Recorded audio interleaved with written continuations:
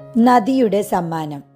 ഒരാൾ നദിയുടെ തീരത്ത് ഒഴുകുന്ന നദിയെയും നോക്കി വെറുതെ അങ്ങനെ ഇരിക്കുകയായിരുന്നു. അപ്പോഴാണ് നദിയിൽ എന്തോ ഒഴുകിപ്പോകുന്നത് അയാൾ കണ്ടത്. ഒറ്റ നോട്ടത്തിൽ അതൊരു നല്ല കമ്പിളിയാണെന്ന് തോന്നി. തണുപ്പുകാലമല്ലേ വരുന്നത്, ഒരു നല്ല കമ്പിളി കിട്ടിയാൽ ഉപകാരം തന്നെ, അയാൾ വിചാരിച്ചു. തൊട്ടടുത്ത നിമിഷം തന്നെ അയാൾ നദിയിലേക്ക് എടുത്തു ചാടി. അയാൾ കരുതി ആ കമ്പിളി അയാൾക്കുള്ള നദിയുടെ ഒരു സമ്മാനമാണെന്ന്. ആ കമ്പിളി അയാൾ പിടികൂടിയപ്പോൾ അത് പെട്ടെന്ന് തിരിച്ച് അയാളെയും ഒരു ആലിംഗനത്തിൽ മുറുക്കിക്കളഞ്ഞു. അയാൾ ഞെട്ടിപ്പോയി. അതൊരു കമ്പിളിയല്ലായിരുന്നു, മറിച്ച് ഒരു കരടിയായിരുന്നു.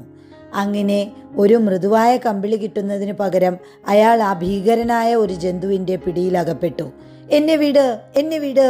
അയാൾ അതിനെ തള്ളി മാറ്റാൻ ശ്രമിച്ചുകൊണ്ട് കേണു. കരടിക്ക് യാതൊരു ഭാവമാറ്റവും ഉണ്ടായില്ല. അയാൾ എല്ലാ ശക്തിയും എടുത്ത് കുതറി നോക്കി. പക്ഷേ കരുത്തു നോക്കുമ്പോൾ അയാൾക്ക് ശക്തി ഒന്നുമില്ലായിരുന്നു.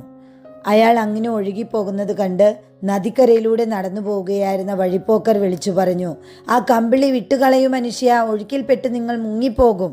പേടിച്ചു വിറച്ചുകൊണ്ട് അയാൾ വിളിച്ചു പറഞ്ഞു, ഞാൻ ഈ കമ്പിളിയെ വിട്ടുകളയാൻ നോക്കി, പക്ഷേ കമ്പിളി എന്നെ വിടുന്നില്ല സഹോദരാ.